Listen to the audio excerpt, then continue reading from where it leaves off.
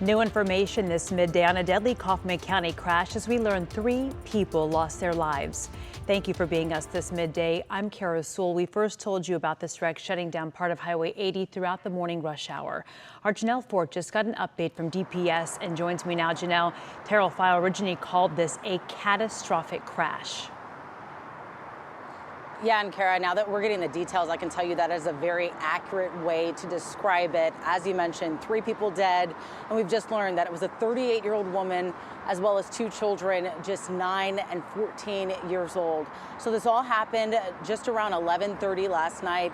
DPS says that 38-year-old Venetia Williams and those 2 children were inside a disabled Hyundai in the right lane of eastbound Highway 80 when a semi crashed into them.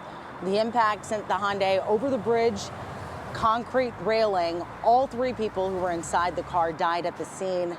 The semi driver was not injured, and they told investigators there was no time to avoid that crash. So the wreck, it shut down parts of the highway, caused a backup that lasted for hours in Terrell. We told you about this all throughout the morning on Daybreak, and it then stretched into the morning commute. And right now, DPS tells us that that investigation into this heartbreaking crash is still ongoing. Kara, I'll send it back to you.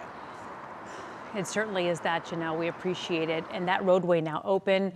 We went on the air this morning talking about that as breaking news with Stasia Wilson, our traffic anchor, here to talk more about what's happening on the roadways. What can you tell us? So what's happening right now is, like Janelle mentioned, that stretch of US 80 is totally open. They cleared it early this morning, but it was shut down for a number of hours. What's happening as far as the rest of Metroplex? Just a few issues to let you know about, including some unplanned construction. Now, they've moved this over the shoulder. It was blocking a lane. We're starting in the Arlington area. It had slowed things down right along I-30 eastbound at Fielder. But as I just saw, and as we're looking at right now, at least they've moved it over to the shoulder. Traffic just a little bit slower through that stretch. Another area we're watching, so now we're up to Denton County, very close to the Denton-Tarrant County line, right along 114. Unexpected road work that they're having to do some type of emergency repair around 114, affecting the westbound lanes there at Westlake Parkway. And then also watching as well, we're going to downtown Dallas. Couple of different areas along I-35E. If you frequent this area, I'm sure you've run into this traffic in the afternoon. It usually wraps up around 3:30 or 4.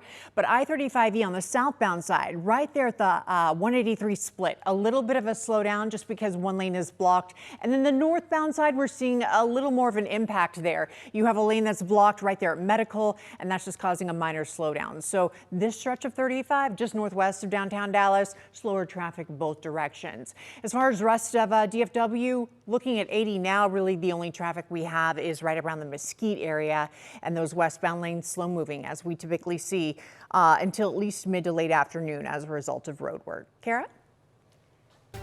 Oh, I'm sorry, Maria, how could we forget about you in this heat? Well, I'd like to forget about this heat, right? I would also like to forget about this heat, Stasia, because that's all I've been talking about for the past couple of weeks. And yes, that heat advisory, again, has been extended throughout the day today into this evening. I'm expecting this, though, to continue for the next several days. The heat index will likely climb up to 108 in many locations. And this time around, we have more counties along our east included in this advisory. 90 degrees already at DFW Airport, but it feels like 95 when you factor in the humidity. Winds are out of the south at about 5 to 10.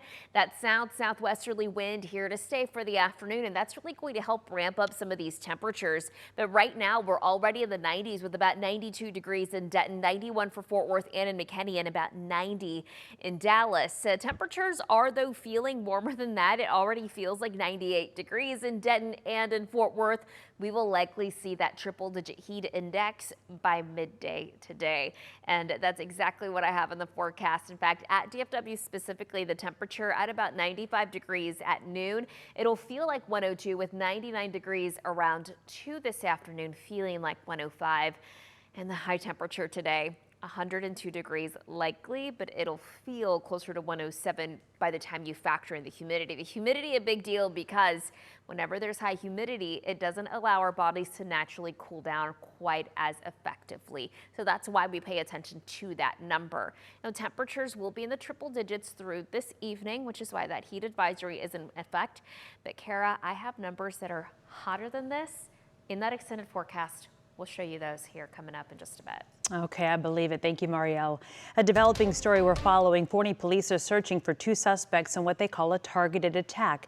One person was killed in the shooting at a home on Eagle Ridge Road. Investigators say they know the identities of the suspects, but did not reveal them or the identity of the victim and exactly what happened. They do say there is no threat to the public.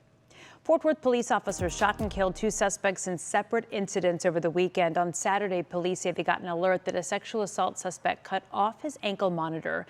That led them on a chase, and they say he pulled a gun. Officers shot him. And in the second incident, Fort Worth police responded to an apartment where they say a man kicked his way inside and got into a fight with the tenant. Police say the suspect put a knife to his own throat, and when he didn't respond to orders to put it down and moved towards police, one of the officers shot him. 3 people are dead, 4 others hurt after a shooting at a food festival in Seattle. Among the hurt, a 2-year-old. ABC's Alex Stone tells us more. A frightening scene in Seattle, near the city's iconic Space Needle. A gunman opening fire Sunday evening, killing 3 people. Police say those who died ranged in age from 19 to 56 years old. 4 others injured and hospitalized, including a toddler. I'm being told that the suspect may have an automatic weapon. What happened here today at the Seattle Center was an unbelievable tragedy and a horrific act of violence. Police say just after 6 p.m., fire crews responded to reports of a shooting during the Bite of Seattle Food Festival at Seattle Center. Vendors set up and families enjoying the evening when gunfire sent crowds running for cover. First responders rushing to the festival attempting to revive 2 of the people who were shot, but both of those victims ultimately declared dead on scene. One suspect was taken into custody, this video appearing to show that arrest. Police say another suspect is still on the loose. That was also involved that fled the scene, and officers began an active search for that person. We believe that there were 2 people shooting at each other. Ava Hendricks was at the festival with her family when the gunfire erupted. It was very scary, and like after the whole thing was over, and we're just waiting for the police to come, and we're just looking at each other like, how are we still alive? Like, how did we make it through that? Today, the vendors here are coming back, cleaning up their tents, their tables, and their food, all left exactly as it was at 6 o'clock Sunday night when the gunfire erupted. Alex Stone, ABC News, Seattle.